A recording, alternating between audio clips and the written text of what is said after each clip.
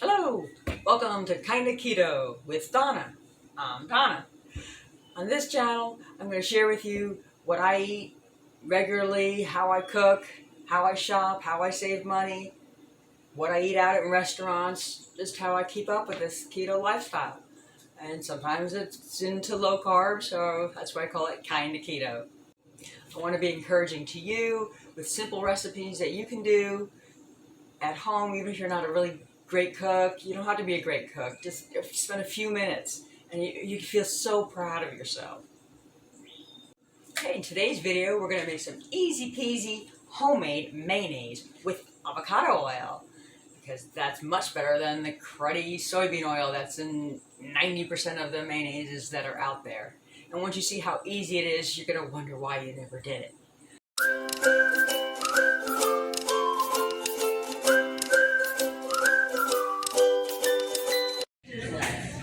Alright, if you're not going to make your own mayonnaise, which is option number one, and actually probably less expensive, out of the store-bought mayonnaises, these are the best that you can find in the store. Primal Kitchen avocado oil mayonnaise, Chosen Foods, and Sir Kensington's are all avocado oil mayonnaise, and of course they're going to last a little bit longer than your homemade. But they are a little pricier. The Primal Kitchen is the most expensive, so if you do ever find it anywhere on sale, you can grab it. Sir Kensington's is not as bad. It's almost half the price. So this is the second option besides making your own. And out of the more budget-friendly mayonnaises, which I grew up on Hellmann's, but Hellmann's does have sugar and soybean oil. Duke's would be your next choice, which does not have sugar. However, it does have soybean oil. Okay, on the Hellmann's, the soybean oil is the first ingredient, and that's one of the inflammatory oils that we do try to stay away from. And then there's sugar. Okay, then this is your Duke's mayonnaise, and also soybean oil, but no sugar. So if in a pinch, sometimes I do grab this one if I haven't made my own.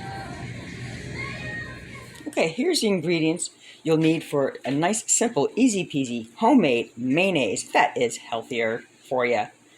This is the one I use most of the time, unless I have some leftover egg yolks. I might tweak it a little bit, but usually it's this recipe because it's the simplest. I just need 1 whole egg, about a 1/4 teaspoon of salt, 1 tablespoon of Dijon mustard, half of a lemon juiced, and oil of your choice. And I like the avocado oil. You can use a light olive oil as well. I have been making this recipe for years, actually, but I used to use canola oil. Oh my God. But it is more of an inflammatory oil, so us people on the keto lifestyle, we do like our avocado oil or olive oil instead. And to make your life so much easier, a handheld immersion blender is essential. Boy, Julia Child knew how to make mayonnaise for sure, but you really wind up with some good arms doing it her way. There's a lot of whisking and slowly drizzling and all that stuff. You make this with the immersion blender, you are done in 2 minutes, if that long. So, see how I do it. Alright, let's get to making some mayonnaise. So, if you do get an immersion blender, it will come with this cup that you can make it in the cup. But to make life even easier, if you use the jar that you're going to store it in, that's one less thing to wash. You don't have to go scraping it out of here. You already got it in here. Easy peasy. So here we go. So we are going to just start off. We're going to put everything but the oil into the cup there. So I'm going to start with my 1 whole egg.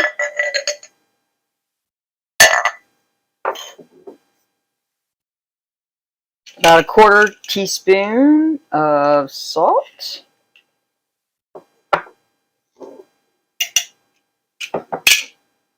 Okay, I've got my Dijon mustard, 1 tablespoon.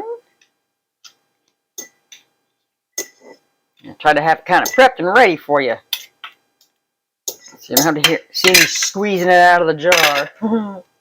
Okay, now a half of a lemon juiced, a couple lemon tips. 1, it needs to be room temperature.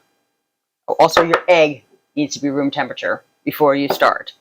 But your lemon juice, a couple little tips to make it a little juicier. You can pop it in the microwave for about 10 seconds. That gives you a little extra juice.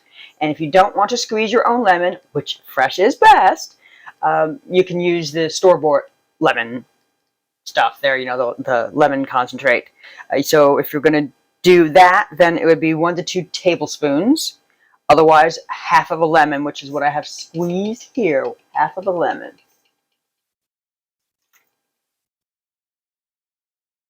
All right, that gives it that little tang. All right, and now we're just putting the oil in. This is 3/4 cup to a cup. You want to go a little bit less on the oil, that's fine. I've done it with 3/4. I've done it with a cup. All right, now the longest part of this procedure, get my little mustard down there, is waiting this few minutes right now to let it settle. So we want to let everything go toward the bottom, and we want the oil to rise to the top. So just, I don't know, give it, let's be safe, 5 minutes. Give it about 5 minutes, and then we'll get ready to blend it. Okay, I think a side angle is a better one on this type of recipe there, because it's really cool to see it go all the way up. So I did want to say that you want to let all the ingredients settle after you put the oil on. So you want the oil to rise up toward the top. That's why you wait a couple minutes for it to settle. So you got your immersion blender, which is so much fun to do. It's great for soups also. You can puree some soups right in the pot. I use it for that as well.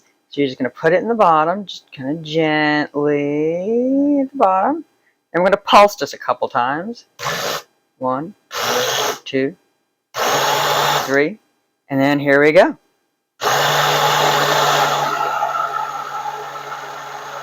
Alright, if it starts getting creamy on the bottom, I'm going to slowly start bringing it up. That's why this is a good type of jar.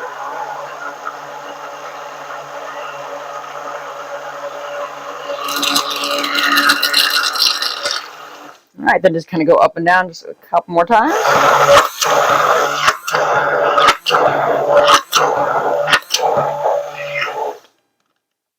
A little mustard there on the side. Maybe for good measure, 1 more.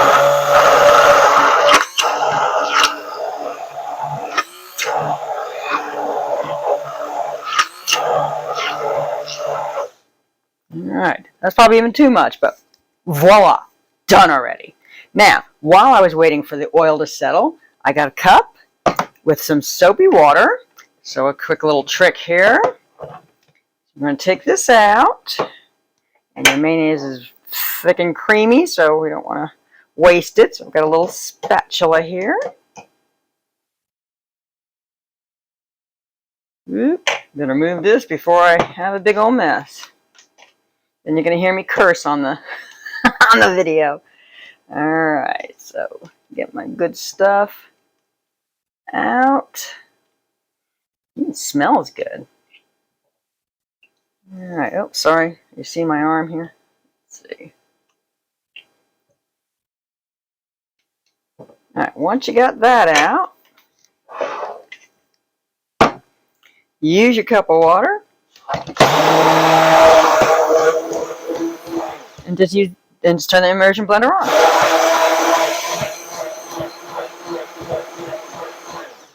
Okay, that pops off. And you're pretty much almost done there. It's already got most of it out from the blade.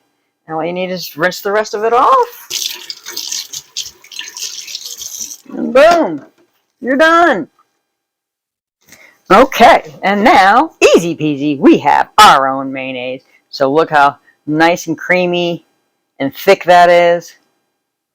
I was thinking of something else too, that you can control besides the oil. The eggs that you use, if you're on a budget, just use whatever eggs you can. I do try to find, I try to get pasture-raised eggs, so you're even having one more little step that's just a little bit healthier for you.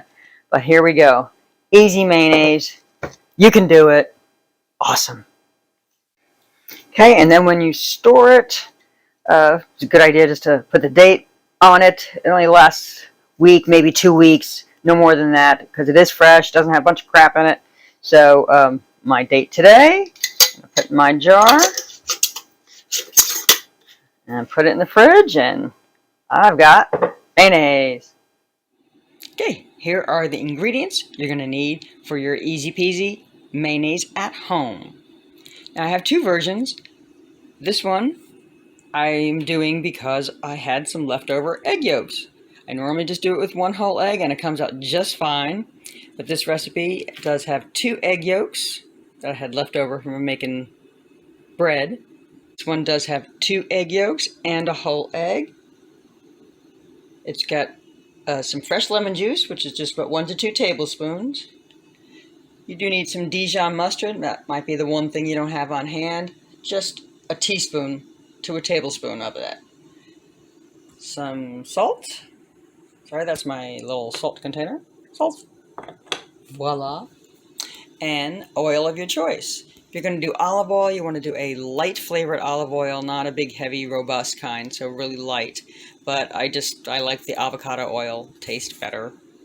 And that's usually what I have on hand. So now, homemade mayonnaise, the only downfall is that it only lasts for a week or 2 in the fridge, because it doesn't have all those cruddy ingredients in there and preservatives and all. So it is fresh. So you do have to use it within that time period.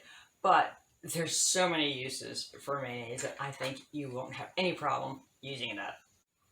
I'm sure you could think of many good uses for mayonnaise, because mayonnaise is so tasty. But here's a couple suggestions for you. Your obvious tuna salad, chicken salad, egg salad, of course. Mayonnaise in deviled eggs. Mayonnaise in our faux potato salad with a little cauliflower in there. You got some dressings, the ranch, coleslaw dressing, a Thousand Island dressing, and I also put a little pickles in there to kind of make a Big Mac sauce.